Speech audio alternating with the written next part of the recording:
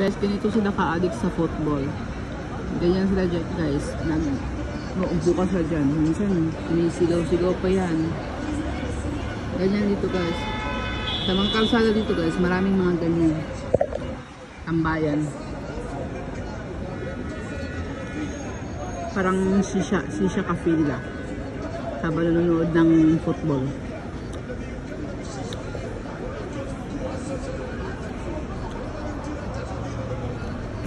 Ang saya nila manood, guys.